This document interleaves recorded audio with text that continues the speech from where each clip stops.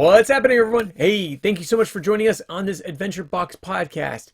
This is all brought to you by Historical Conquest. I'm the CEO, Zach Edwards.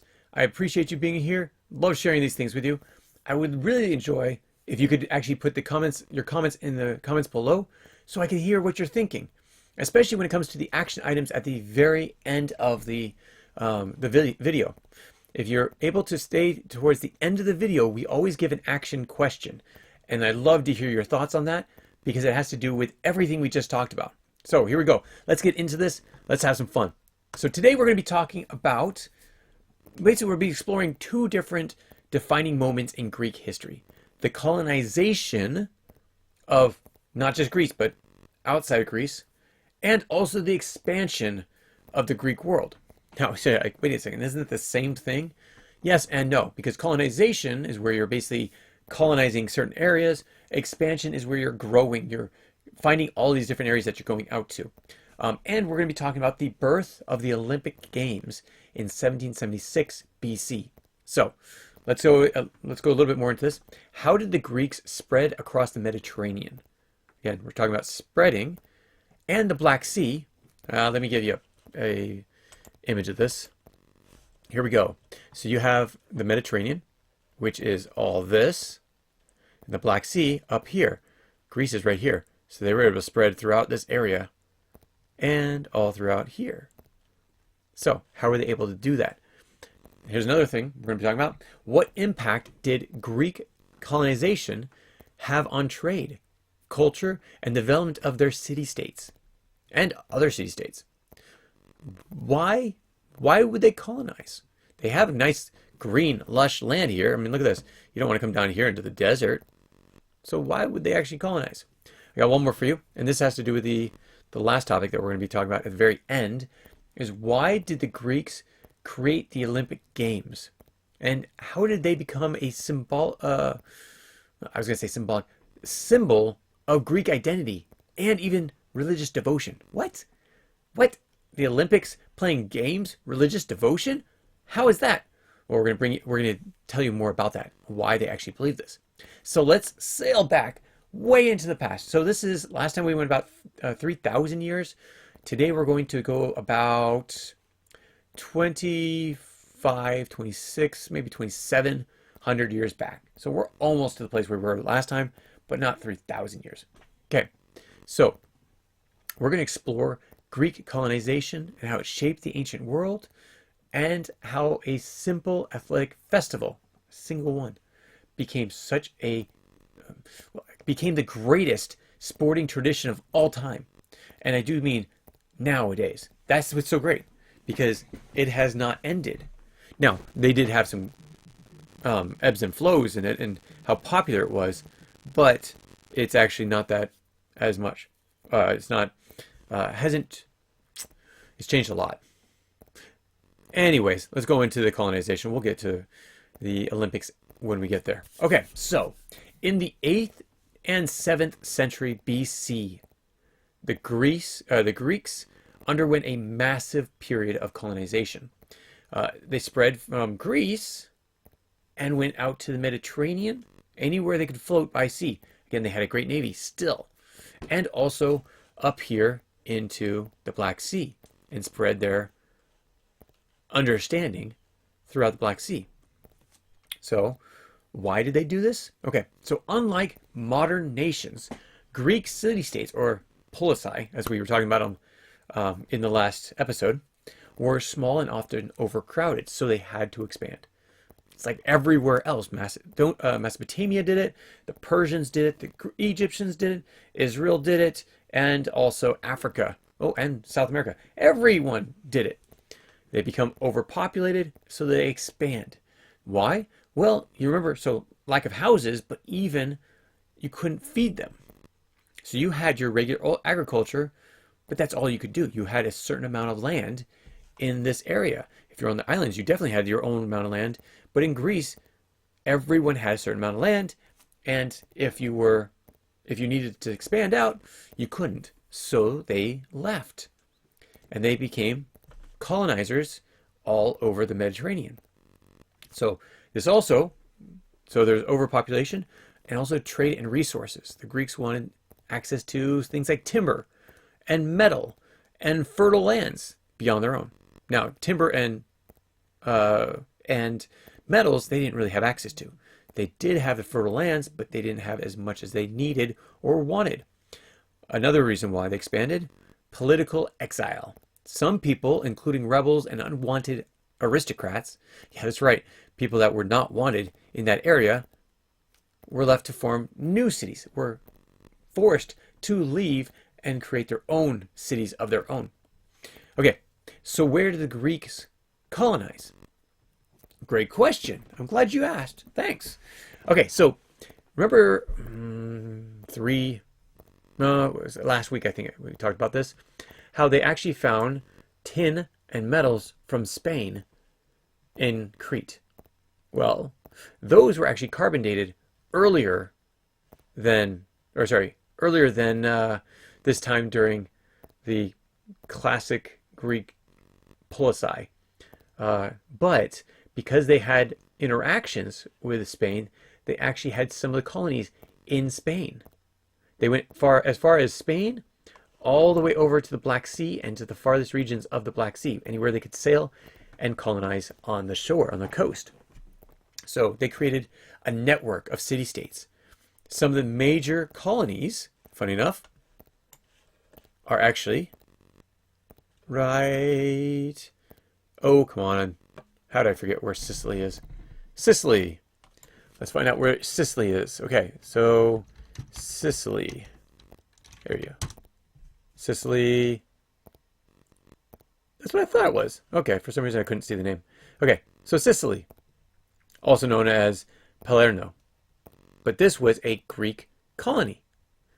Italy, also a Greek colony. So cities like Cumae, C-U-M-A-E, or Naples, as it is called today, but Polsi, so Neapolisi, or Naples, and also Syracuse. These were all colonies of Greece. Very wealthy trade hubs, because they colonized, they got the resources from that area, and they sent them back to Greece to trade and sell. Now, what about the Black Sea? Let's go over to the Black Sea. Close that. Over to the Black Sea. So in the Black Sea, they founded places like, I'm going to type this one out, Byzantium. And I don't know why it jumped out so far. Oh, we knew about that because of Alexander the Great and the Persians. We talked about that before. Later, it became Byzantium, but it was called Byzantine, I think. So Byzantium, and now it's called what? Istanbul. Okay, Constantinople was Istanbul before. Istanbul, Turkey. Boom, right there. So all in that same area. And why? Because they needed this. They needed that colony or that canal to get over to the Black Sea. So that was well needed. So the Greeks had it, then the Romans had it. Romans turned into Byzantines, and then you had the Islamic caliphates who took it. Now, if you look, very hard to travel between these two countries, not connected by land. So you had, over there did you go, or you could go through Istanbul. And there, it was a lot easier travel between those nations. Now, why did the caliphate want it? Because you couldn't connect the two. You had to come by ship if you didn't have this area and you didn't have this area. Both the caliphates took over those areas to keep the Europeans from coming in and to solidify their strength in that area. Okay, so next, North Africa. So down here in Libya, in Libya, you had colonies as well. Now they would come down here because you had the trading networks. You also had things like different spices, salt, and gold. So this was a great place to be at. And let's see, this became one of their biggest commerce and also places of learning. Now, interesting enough, learning was very, it started off very strong, then it went away, and then during the time of the Muslims coming into Africa, it respiked. So this was a place of learning, but not as much. Okay, now let's talk about the impact that colonization had on everywhere. So the Greeks' expansion spread what's called Hellenistic culture. Hellenistic, you'll actually remember from when we talked about ancient Israel, they tried to get the Israelites to believe in their Hellenistic culture, polytheism, all these things that they did not believe in. I mean, things that were completely opposite of the Israelite culture. But they also pushed that on the Mesopotamians, also the Persians, the Egyptians. Now, some liked it, such as the Egyptians. They were okay with it. Not to say liked it, but they were okay with it because they had a similar belief, polytheism. But this also changed because, or this colonization also created language change, architecture, all throughout the Mediterranean. So a lot of these things were basically formed because of Greece itself. Okay, what's another thing? Let's talk about cultural exchange. Okay, let's go a little bit more into that. The Greek merchants adopted elements of the Egyptians, the Phoenicians, the Persian cultures. So these merchants were able to bring them back up to Greece and have this discussion with their citizen assembly, with the other people, speaking in the town square about the Egyptian beliefs or the Phoenicians or the Persian cultures. Now, interesting enough, Greeks introduced their alphabet at this point, which was influenced by the Phoenicians. Trade, let's talk about that. So the Greek colonies exported wine, olives, we talked about this I think 2 weeks ago, and pottery to all these different places. And then they imported things like gold, silver, grains, tin, copper, that was the one I was looking for, and a lot of other things, lumber. They wanted all of that because they didn't have it in Greece, so they had to bring it from other places. Ports like Syracuse in Italy and Massalia became economic powerhouses. Now let's look at where Massalia is. Massalia. Oh yeah, no, that's France. I guess that might have been also a colony. I'm not 100% sure with that, but it very much could be because they were all over the Mediterranean. Okay, and bringing in, again, Syracuse in Italy, it makes sense that it would be France. That could be a Greek colonization or colony. Okay, so some of the colonies kept ties with their former cities. So they would actually have a tie where they wanted to come back to that city, while others became independent city-states. And again, you go to France and you start up a colony, you basically become not France, because France was not around at the time, but you basically become what would become France. Or Spain.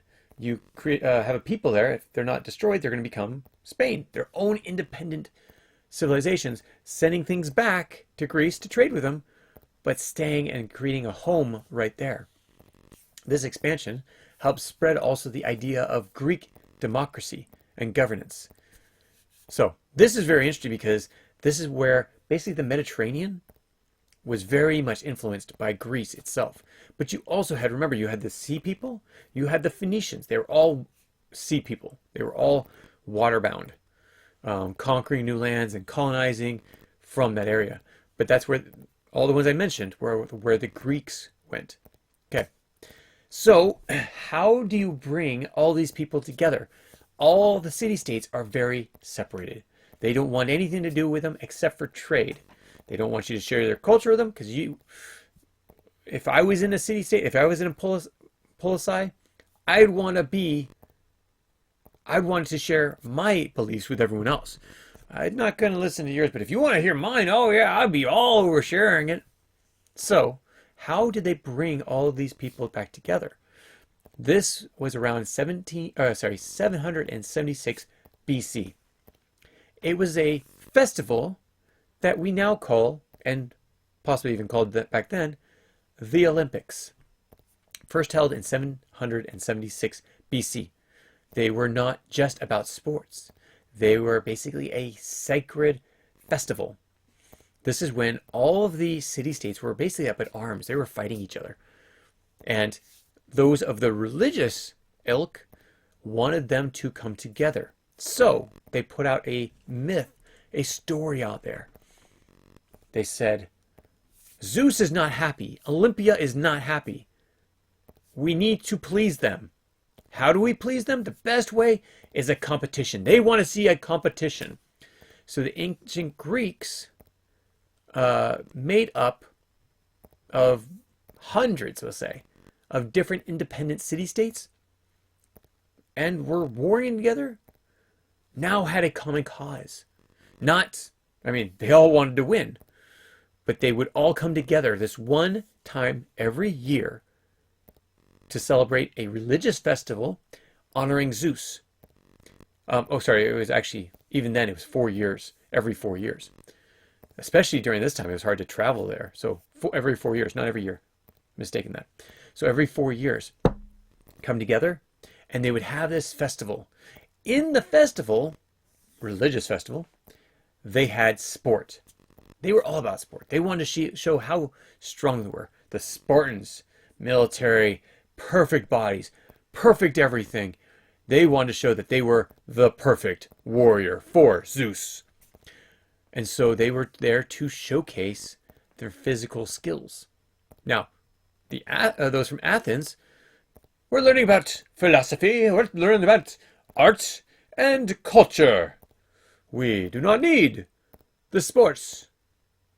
You're challenging us to a duel? A sport? Sure, we are better than all of you. We will do that. And so, talking to the egos of all these different groups, they brought them all together. And they actually had harmony for at least every 4 years for this time to have a festival. So the events on the Olympics, the original Olympics, unlike today, there were not hundreds of games. There were very few. And they all competed on one day. That's right. Later, it would extend to 5 days. But it was all in one day. Now it's like 2 weeks, 3 weeks, depending on which sport. Let's go over some of the events that they had. The number one, the stadium race. Now, this was actually set up in front of a temple. It was a race of 192 meters. So this is a sprint, the first and most prestigious event. This was the race that basically started off the whole Olympics. This is also the time when only the best would come from every one of the city-states and present themselves for this race. Okay, let's talk about another one. Another one, it's called, this is a really funny name, but it's called plankration. Plankration? Plankration. Okay, so planking, as you know, is sitting up on your hands or your arms and trying to get your abdomen straight and stay up in the air, almost like a push-up, but fully extended over a long period of time. This has nothing to do with that. This was actually a brutal mix of boxing and wrestling. Wait a minute, mixed martial arts back then? Oh yeah! So yeah, that's exactly what it was. It was basically mixed martial arts. Again, boxing and wrestling. Not as much kickboxing as it was fist punching, but also wrestling. So this was a single game, boxing and wrestling mixed together. Here's another one. You've heard of this one? Mostly with the Romans. But the chariot races. It's one of the most dangerous, but also the most popular events. For one thing, it took a long time. It was not just a, here we go, and one strip, you're done. Much like the race was. It wasn't somebody fights for 5 to 10 minutes and they're done. No, this is a race that went on for a long time and went around in circles, and they loved it.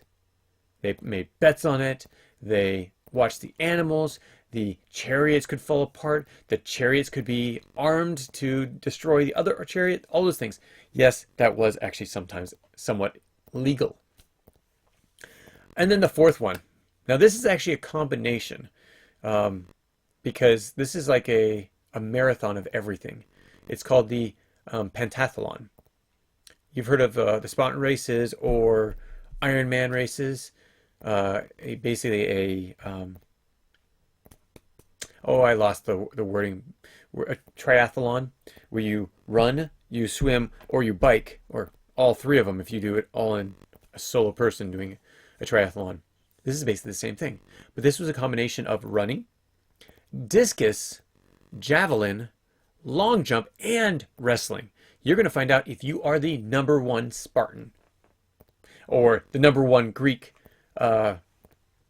Greek champion, warrior, the perfect man, because they were all men at this time. Just, they wrestled naked, so there was no women there. Hope not. That would have been horrible for the woman. Yeah, we're going to leave that alone. We're not going to go into that. I regret I even mentioned it. Okay, but they were actually, interesting enough, they were naked and they were covered with oil, basically to symbolize purity and honor to the gods. And so you could be competing naked. Don't even want to think about that. Competing naked, but they didn't see it the same way. Again, they wore robes and they were more okay with being naked than we are these days. Just too many things. I'm going to keep my mind out of the gutter. Okay, ongoing. But you would be covered, lathered with olive oil. You ever seen those bodybuilder shows? You have where he shows off his guns and he looks so oily because they oil him down. Again, purity and honor to the gods was the Greek way, and people saw it as, wow, that looks good. Let's put this liquid on them and have them shine when they go up to compete for the Iron Man. Mr. Universe. Not me, of course. Yes, that was not me at all. Now, I do believe that you could actually become Iron Man or Mr. Universe if you really put your heart into it. My heart is more on inventing and things of academics, in the sense of I'm making America more academic, or enjoying academics. So, totally different. But if I wanted to, I could have competed, but definitely not in this sorry state of yeah, let's just leave it there. Okay, let's talk about the religious part of it. So we talked about the sports, religious and political significance. So the Olympics weren't just about athletics. We talked about this. It wasn't about competition. It was a sacred event. Athletes swore an oath to the temple of Zeus in order to compete. They would promise to compete fairly, unlike some people do these days. Winners would be crowned with an olive wreath. You've seen them. Basically, the Greeks have a lot of symbolism in having a branch from an olive tree wrapped around with all these olive, I was going to say petals, leaves on them. That showed a divine favor. That's what it was. Okay, but the Olympic truce, this is where we go more into the politics. To ensure safe travels, all city-states agreed to a temporary truce during this time. It was called the Ekatria. Ekatria? Wow. I'm going to have to find that pronunciation. You might want to look that up. Do not say it the way I said it. But it's Ekatria. Ekatria. Ekatria? I'm going to have to look that one up during the game. But that was the name of the truce. Even bitter enemies, much like Athens and Spartans, paused their wars during this time. Yeah, they could actually be in the middle of war and they'd say, stop, truce. Again, it was 1 day and then it went to 5 days. So this was great for the soldiers because they got a day off, or even 5 days off. As soon as it was done, though, they crashed and burned each other. But that's how they lived. Okay, next thing, political influence. Okay, the victors became celebrities and political symbols, traveling all over Greece. They were basically, it was a truce for them. They were to be kept safe because they were the winners. And yes, you had some brutal enemies of those winners because, again, it was a brutal competition. At the same time, remember, they had made an oath to their god And Zeus would strike them down with lightning if they ever hurt those warriors that won. So that's why that was a great thing for that person to win. Leaders used the Olympic victories to boost their reputation. They also used the Olympic Games when they were meeting to create trade deals and things like that. The Games became a unified tradition, reinforcing a shared Greek identity to basically last centuries. This is how they lasted so long, even though they were always at war. The Games were essential for the civilization, for the survival of Greece. There you go. There you go. You just made it through the whole day. We talked about, let's go through some of the things we talked about. The Greek world basically expanded through colonization, creating thriving trade networks with colonies that had a Hellenistic culture in Spain and France and Italy, all over the Mediterranean, in northern Africa, in Constantinople, what would become Constantinople, which would then become Istanbul, all over throughout the Black Sea. Yeah, it spread everywhere. At the same time, the Olympics forged this common Greek identity from all of these different groups. All of them come back for the Olympics. They were all invited back, and they all had safe travel during this time. So they agreed upon it. Again, Zeus would strike them down if they broke that and fought during this time. Because this, again, was, quote unquote, his time. This was his religious festival. If you broke this, you'd be dead by a god. Okay, so the Greek colonies laid out a foundation for future cities, such as Naples or Marseille, I think it was called. Marseille. Okay, the Olympics through the athletic events became symbols of unity and religious devotion. Not just about athletics, but religion, politics, and such. Both the colonization and the games helped shape the culture and trade and the political landscape of ancient Egypt. So that's why the Olympics were so important, because everyone was so separated at the time. They did not care about each other. They cared about themselves and what others could do to make them better. So here's an engagement question for you. Here's your action question. Please put them in the comments below. What do you think was the most important? Let's see. Let's think of it this way. Sorry. What do you think was more important to Greek history? Was it their expansion through colonization, or was it the unity through the Olympics? So colonization, Olympics. The expansion of their influence through the colonization, or the unity that they created because of this one festival to praise Olympia or Zeus as their main god. So thanks for joining me on this great adventure. We were talking about the Adventure Box podcast, where we talked about the Greek colonization and the Olympic Games. Tune in next time, because we're actually going to be talking about what? Spartans and Athens, and the rivalry, this superpower that would become from these two city-states. And there's so much more. There's a lot more coming up, so stay tuned. Actually, another thing that we're going to be talking about next week is the Persian Wars, the Golden Age of Athens, Greek philosophy, science, the Peloponnesian War, the 300, Spartan versus Athens, and also classical Greek art, theater, and so forth. And a lot of their philosophers, we're going to feed them all in there as well. So stay tuned. Thanks so much for joining us, and we will catch you next time. Take care, everyone. Bye. If you have any comments or questions, add them to the comments below. Otherwise, we'll see you tomorrow, actually. Take care. Bye.